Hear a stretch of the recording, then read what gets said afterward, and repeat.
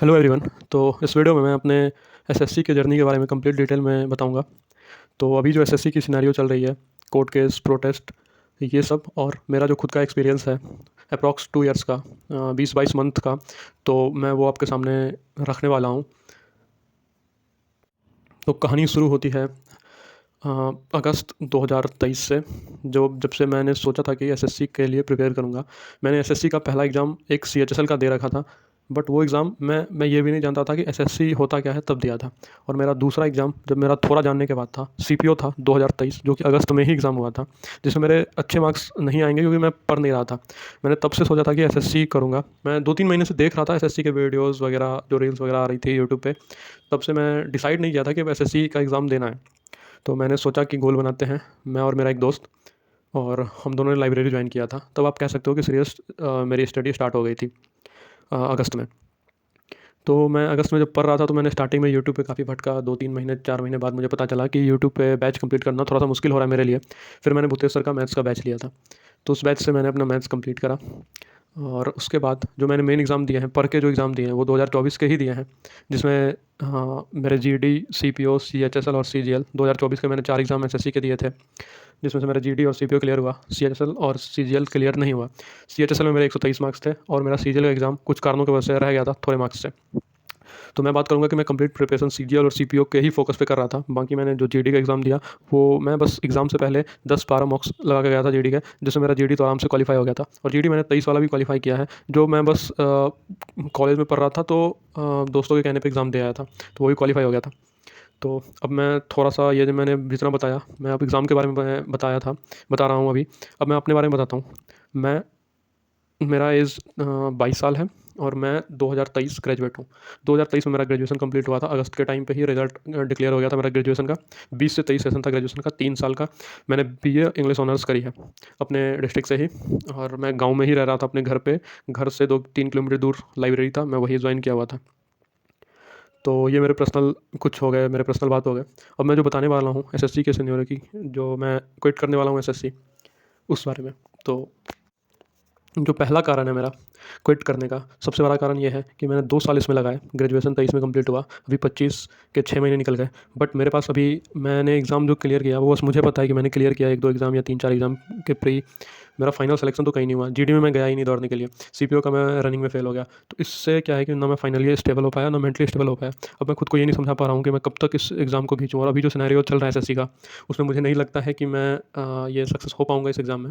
अब एडिक्यूटी करा रही है एग्ज़ाम, पहले टीसीएस करवा रही थी, अब आगे कौन-सा कंपनी आएगी। मैं सबसे पहले कंपनी को ब्लेम देने से पहले खुद को ब्लेम करता हूँ कि मैं कंसिस्टेंसी थोड़ा-सा ब्रेक मेरा रहा है। घर के प्रॉब्लम के कारण भी रहा है और मेरे खुद की भी प्रॉब्लम है, उसके कारण भी रहा है। बट मैं ये 101% मेरी ज़िम्मेदारी है ये, कि मैं अगर इस एग्ज़ाम में नहीं निकला तो मेरी गलती है, क्योंकि मैं कुछ सोच के ही इस एग्ज़ाम के लिए प्रिपेयर करने के लिए आया था। अब जो दिक्कत आ रही है भाई, तो सबसे बड़ी दिक्कत आ रही है, मैं फाइनेंशियली स्टेबल नहीं हूँ अभी। मेरी एज 22 साल है और घर पे मेरे ज़िम्मेदारी है, कुछ पर्सनल कारण भी हैं, जो मैं अभी शेयर भी नहीं कर सकता हर बात यहाँ पे। बट मैं ये बात मान लो कि सबसे बड़ी दिक्कत आ रही है फाइनेंशियल दिक्कत। अब मैं कहीं जॉब के लिए अप्लाई भी कर रहा हूँ, तो जो मेरे क्वालिफ़िकेशन है नॉर्मल ग्रेजुएशन, उसके हिसाब से मुझे कहीं कोई जॉब मिल नहीं रही है। मिल भी रही है तो छोटा-मोटा जॉब, जिससे मुश्किल है मेरा खुद का एक्सपेंस निकालना भी। तो इस कारण से मैं छोड़ रहा हूँ। और हाँ, बहुत सारे वीडियो आपने देखे होंगे, आई क्विट एसएससी, अब मैं ये करूँगा, जो बीटेक करके आ रहे थे। भाई जिसके पास ग्रेजुएशन नहीं है उससे दर्द पूछो। और मैं तो अभी 22 साल का हूँ। मैं जिस लाइब्रेरी में जाता हूँ उसमें 28 साल के भैया भी बैठे हैं। 28 साल के भैया बैठे हैं लाइब्रेरी में, सीजीएल के 3 बार मेंस लिख के।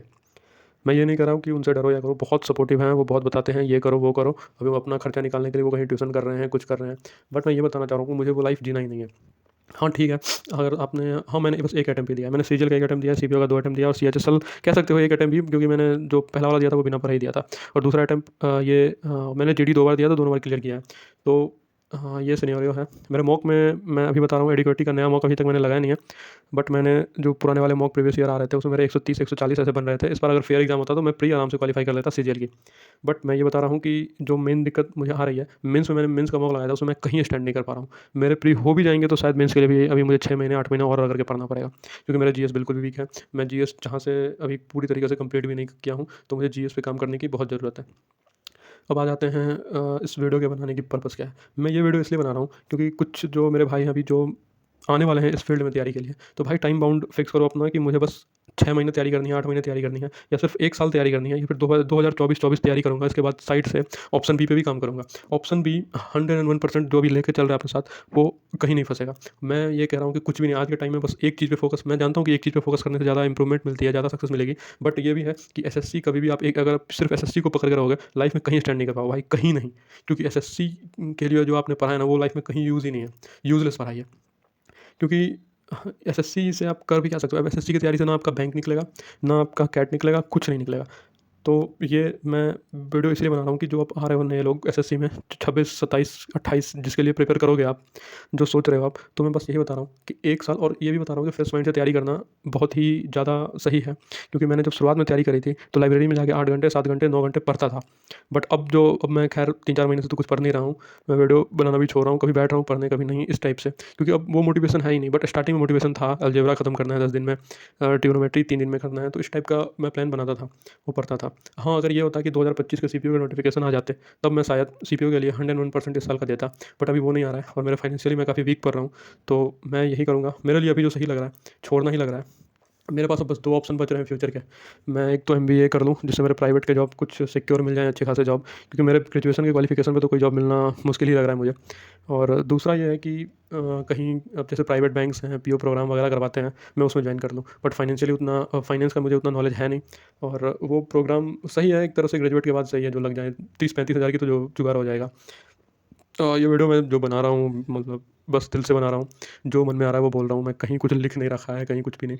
बट ये जो वीडियो बन रहा है ना मेरा, मैं बता रहा हूँ कि जो अभी आने वाले हैं, वो आप अपना 2 साल, 1 साल सेव कर लोगे इस वीडियो से। तो मैं, हाँ, रिग्रेट है थोड़ा बहुत कि मैं थोड़ा बहुत और दे सकता था, बट ये नहीं है, हाँ, जैसे मैं 100% ना दे पाया, बट मैं अपना 70, 75, 80% तो दिया हूँ एग्ज़ाम में। स्टार्टिंग डेज़ में तो बढ़िया मैंने जम के पढ़ाई करी है। और कुछ कारणों से मेरा सीपीओ का छूटा था रनिंग। मैं 1-2 वीडियो बना चुका हूँ सीपीओ के बारे में, तो उसमें अभी डिटेल में इसमें सीपीओ के बारे में नहीं बताने वाला हूँ मैं, अपने सीपीओ जर्नी के बारे में। बट मैं ये जो वीडियो बना रहा हूँ, बस इसका एक ही पर्पस है कि जो आगे लोग आ रहे हैं, या फिर जो क्विट करना चाह रहे हैं, भाई क्विट कर लो। एसएससी का कोई पता नहीं है कि 2 साल में, 3 साल में या 4 साल में कब ठीक होगा, नहीं होगा, कोई फिक्स है ही नहीं। और मैं ये बता ही नहीं रहा कि 30 लाख फॉर्म भरते हैं, 10,000 वैकेंसी है, 50,000 बच्चे सीरियस बैठे हैं, 10,000 जॉब लेके बैठे हैं, ये सबको पता है, ये यूट्यूब पे सब पता है। बट मैं जो अपना खुद का एक्सपीरियंस है, मैं वो बता रहा हूँ कि इस सिनेरियो में आपको क्विट करना ज़्यादा अच्छा रहेगा। और दिक्कत ये आती है कि अभी जैसे मैंने देखा, बहुत सारे कॉलेज में बात की, बहुत सारे प्राइवेट कॉलेज भी एमबीए के लिए जिनका है ना सीट, वो हो चुका है, बुकिंग हो चुका है। अब सीट कहीं पे सीट फुल हो चुका है, कहीं मुझे सीट मिल नहीं रही प्राइवेट कॉलेज की। तो मेरे घर घर के पास नहीं तो, बट मेरे डिस्ट्रिक्ट में ही एक कॉलेज है, प्राइवेट कॉलेज ही है। तो मैं सोच रहा हूँ कि वहाँ से मैं एमबीए कर लूँ, कम पैसे में हो जाएगा, और खुद की स्किल पे काम करूँ, एक्सेल वगैरह, अपने इंग्लिश कन्वर्सेशन स्पीकिंग स्किल पे काम करूँ, तो शायद मुझे कहीं जॉब अच्छा खासा मिल सकता है। तो मेरा यही प्लान है अभी फ़िलहाल। वो भी मैं डिसाइड नहीं किया हूँ, मेरा इस सेशन में अगर हो जाए तो मैं शायद करवा लूँ एडमिशन। बाकी मैं एक प्रॉपर वीडियो लाता हूँ कि अब एसएससी की तैयारी जैसे आप छोड़ रहे हो या नहीं छोड़ रहे हो, तो पूरा आप पर डिपेंड करता है। बट आप अगर मतलब लोअर मिडिल क्लास या मिडिल क्लास क्या बोले भाई, हम लोग तो लोअर मिडिल क्लास है। जिसकी मतलब 50,000, 40,000 से कम है, तो वो सब लोअर मिडिल क्लास हो भाई, सोच सोच के कुछ भी करना पड़ता है। और मैं वैसे भी फार्मिंग, मतलब किसान परिवार से बिलोंग करता हूँ, तो मेरा तो वैसे ही फाइनेंशियली स्टेबल नहीं है। तो इस वीडियो का पर्पस बस एक ही है, किसी को डिमोटिवेट नहीं करना, आपको बस अवेयर करना कि आगे ये भी हो सकता है। आप अगर 1 महीने, 2 महीने, 3 महीने से तैयारी कर रहे हो, तो ये चीज़ को ध्यान रखो कि मेरा बात गांठ मान लो कि बस 25-25 में ही मुझे ये कंप्लीट करना है, और मुझे मेरे मॉक में 150-160 नंबर ला के रहना है। नहीं तो 3 साल तक तैयारी कर लो, कभी नहीं आएंगे। और दूसरा ये है कि मैं अब नेक्स्ट फ्यूचर प्लान एमबीए है, एमसीए है, ये सब पे डिसाइड करूँगा कि मैं क्या कर सकता हूँ। और शायद अगर मैं एमबीए में अगर एडमिशन लूँ, तो मैं अपना नेक्स्ट एमबीए का जर्नी भी शेयर करूँगा। या एक काम ये भी हो सकता है कि साइड से अगर मैं कहीं जॉब करूँ, और तब सीजीएल का एग्ज़ाम, जो अभी मैंने लगभग 2 साल तैयारी करके लगाया है, तो सिर्फ जीएस पढूँ, और तब मुझे थोड़ा टाइम भी लगे तो मैं कर सकता हूँ, क्योंकि मेरे पास एज बहुत ज़्यादा है अभी, और ये टाइम रिस्क लेने का है, तो मैं रिस्क ले रहा हूँ अपने साथ। मैं एसएससी, सिर्फ एसएससी की तैयारी अब नहीं करूँगा। फ्यूचर में पता नहीं क्या होगा, वो मुझे भी नहीं पता है, शायद देना पड़ जाए, या फिर मैं प्राइवेट जॉब से खुश ना हूँ, तो शायद एसएससी की तरफ फिर से आ जाऊँगा। बट मैं अब सिर्फ एसएससी की तैयारी नहीं कर रहा हूँ। और मेरा इस वीडियो का बस यही है, शायद मैं इस एडिटिंग वगैरह कुछ भी नहीं करने वाला हूँ। मेरे से जो गलती वर्ड अगर कहीं हो गए हों, तो मैनेज कर लेना। बाकी इस वीडियो का क्रक्स यही है कि मैं 3 चीज़ फिर से रिपीट कर रहा हूँ। फर्स्ट है, कंसिस्टेंसी मेंटेन करो। दूसरा है कि अपना टाइम लिमिट सेट करो कि मुझे 2 साल तैयारी करनी है, या फिर 1 साल तैयारी करनी है। और तीसरा ये है कि आप साइड से कुछ ये भी सोचो कि अगर ये नहीं हुआ, मतलब सक्सेस के बाद का प्लान तो सबको पता होता है, बट सक्सेस के ना होने का प्लान जो है ना, सो फेलियर का प्लान किसी को नहीं पता होता है। तो आप इस पे थोड़ा सा काम अगर कर लोगे, तो शायद आप 99% लोगों से आगे निकल सकते हो। तो बस यही है वीडियो। बाकी आप लोग कमेंट करना अपनी क्या जर्नी रही आपकी और आप अभी क्या फ़ील कर रहे हो।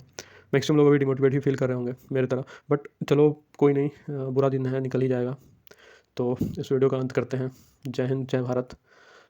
सभी खुश रहो। Good bye.